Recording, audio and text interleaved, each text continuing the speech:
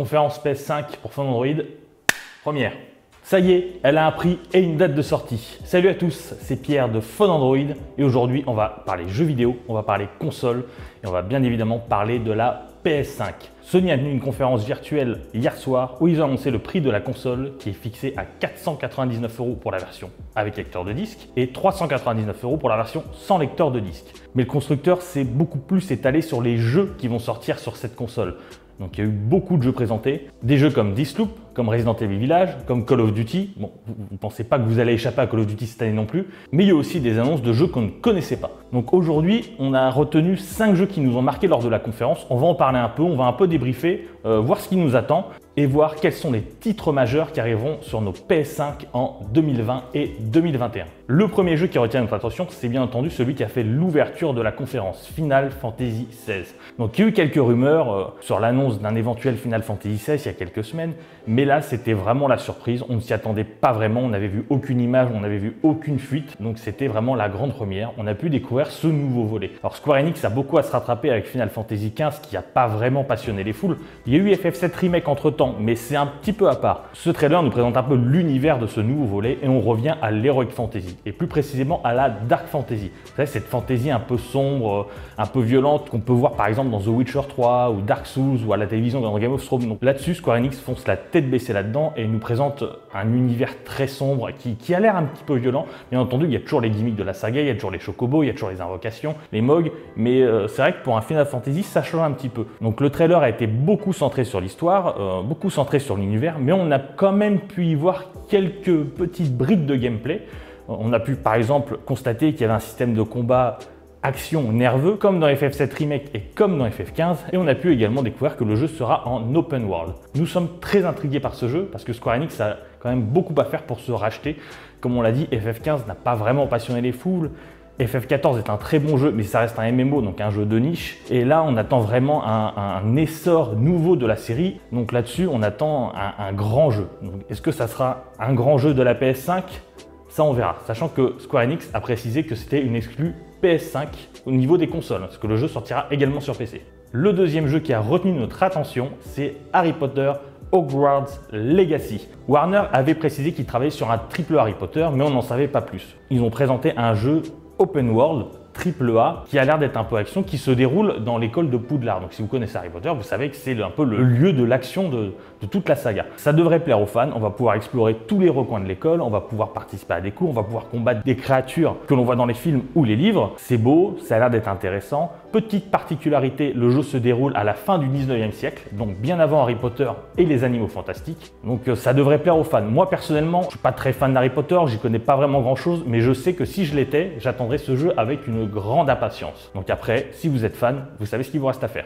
Le troisième jeu qui a retenu notre attention, c'est Demon's Souls. Alors ça, c'est un cas particulier. Il s'agit d'un remake d'un jeu de 2009. Donc un remake qui a été fait par Bluepoint Games, à qui l'on doit notamment le remake de Shadow of the Colossus. Shadow of the Colossus, remake qui était sorti sur PS4, qui avait sublimé le jeu de base. Donc là-dessus, on attend vraiment beaucoup. Donc Demon's Souls, qu'est-ce que c'est ? Vous connaissez forcément la série Dark Souls. Avant ça, il y a eu ce jeu qui s'appelait Demon's Souls, qui était une exclue PS3 et qui avait un petit peu surpris tout le monde. C'était très dur, encore plus que Dark Souls. C'était très exigeant, parfois très frustrant. Mais le jeu s'est forgé une petite communauté de fans avec les années. Et là, il revient donc dans un remake, dans une version sublimée. Les graphismes sont incroyables, que ce soit les effets de lumière, que ce soit les détails des décors, des animations, de la fumée. Là-dessus, ça nous donne vraiment envie d'y jouer. Mais attention, c'est très dur et c'est pas prévu pour tout le monde. Ce jeu sortira en même temps que la console, donc ça sera vraiment une exclue que sur PS5, pas sur PC. Dans la vidéo diffusée par Sony, à la fin on voyait la mention PC, mais cette vidéo était retirée parce que finalement le jeu ne sera qu'une exclue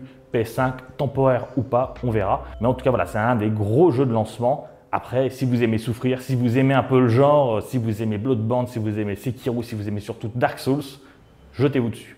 Le quatrième jeu qui nous intéresse, c'est évidemment God of War. Il a été présenté un peu comme la cerise sur le gâteau, un peu comme le One More Thing de la conférence. Autant le dire tout de suite, on ne sait rien sur ce jeu. On a juste vu un teaser avec le symbole Oméga, le symbole de God of War, qui apparaît, un logo un peu animé, on entend la voix rauque de Kratos derrière, et on a vu le titre qui est God of War Ragnarok, et on n'en sait pas plus, si ce n'est que ça se déroulera encore dans la mythologie nordique. Donc God of War, c'est un peu l'un des piliers de la génération PS4. C'est un jeu qui a pris des notes dithyrambiques un peu partout, qui a vraiment convaincu quasiment la totalité des joueurs. Donc là-dessus, la suite est vraiment attendue au tournant. On espère que Santa Monica tiendra le niveau parce que là, l'erreur ne sera pas permise, mais on va le dire tout de suite, la confiance est de mise. Enfin, le dernier jeu qui a retenu notre attention, c'est un jeu qu'on avait déjà vu en fait, c'est Spider-Man Miles Morales.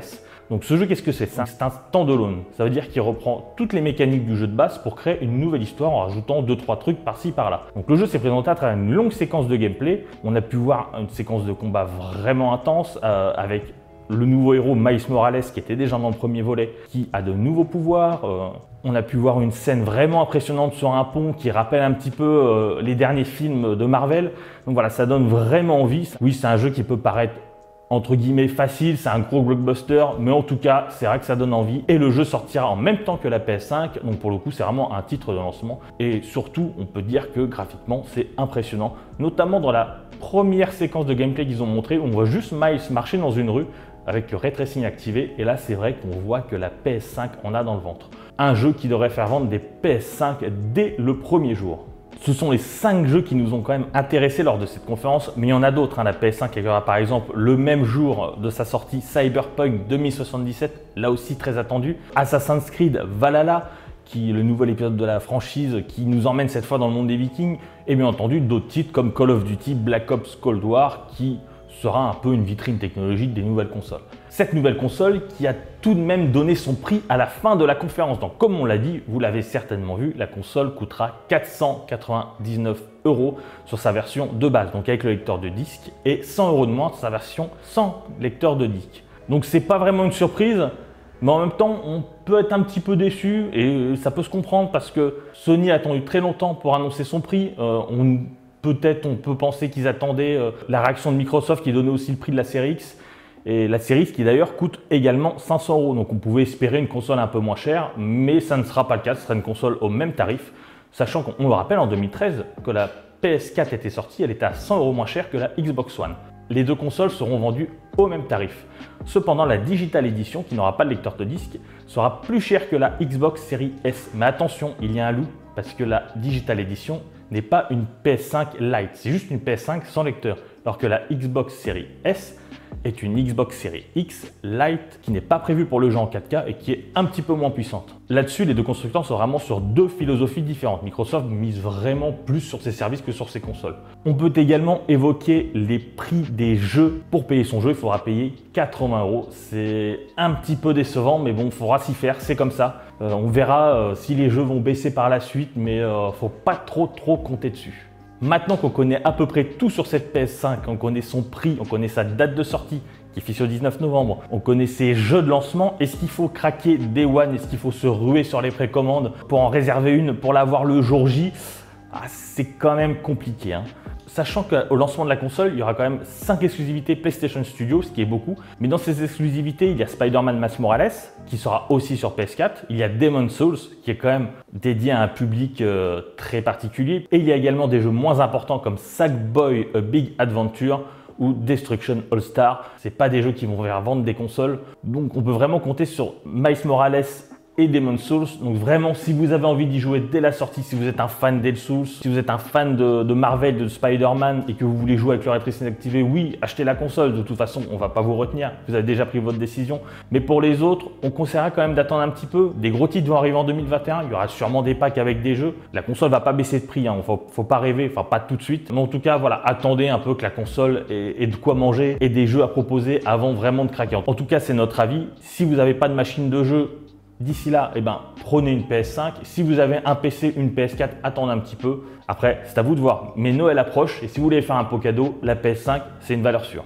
En tout cas, voilà, vous savez à peu près tout sur la PS5 et sur les jeux qu'il faut attendre pour 2020 et 2021. En tout cas, merci d'avoir suivi cette vidéo. Et si vous avez la moindre question, posez-la en commentaire. N'hésitez pas surtout à vous abonner, d'activer la petite cloche pour ne pas manquer les prochaines vidéos parce que les jeux dont on a parlé, on va forcément les tester à un moment ou à un autre. En tout cas, prenez soin de vous. Jouez aux jeux vidéo, à plus.